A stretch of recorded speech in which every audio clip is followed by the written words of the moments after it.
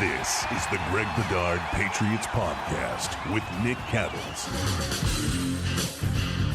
Everybody, welcome into the Greg Bedard Patriots Podcast here on the CLNS Media Network, out here at Gillette Stadium as the Patriots wrapped up practices before Thursday's preseason finale against the Giants. Today was I would say, much more spirited session than yesterday's jog through. We saw a lot of competitive team periods, starters against starters, twos against twos.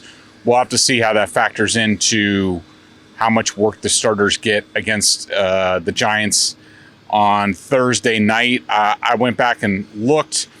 Mike Vrabel's final season in the Titans, he actually played the Patriots in the preseason finale. He did play his starters in that game. The Patriots did not. Ryan Tannehill and the offensive starters were only out there for one series, 3 snaps. Harold Landry and the defensive starters were out there for 12 snaps. We'll have to see if he follows the same sort of thing. I want to say that I think the starters, especially on offense, will probably get a series. One thing to note that I had forgotten about that 2023 matchup in the preseason between Vrabel and Belichick, they were actually supposed to have joint practices that week, but they were canceled because Isaiah Bolden had been carted off the field in the previous preseason game. So that might have changed up how Vrabel handled things. As for today's practice, I thought it was really good work. I wouldn't say it was all-out competitive. I thought that the players were wearing shoulder pads and shorts. Certainly a lot better than the shells and jog through that they had yesterday. I would say for the most part, I thought Drake Maye in the offense did well. There were certainly some pressure issues. I had Drake Maye getting sacked 4 times, Josh Dobbs getting sacked 2. Keon White had 1. Robert Spillane had 2 against Maye. Jabril Peppers got Antonio Gibson on the blitz pickup. Kayvon Chason got Will Campbell, and Harold Landry came free on a game against the right side starters, Michael Wenu and Morgan Moses. I thought Maye had a couple of standout passes. Austin Hooper, really nice deep seam pass.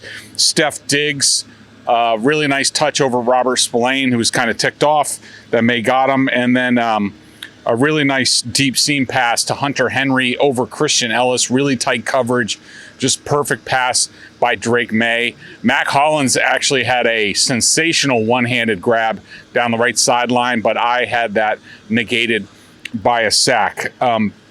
Good work by the starting offense in situational work. They had 1:30 on the clock, needed a field goal. Maye had an incompletion, I think, on the first pass, but he completed 5 of his next 6 to get him down there. That Hunter Henry play was the big one. They also had a neat little sort of slip pass from Maye to Travion Henderson.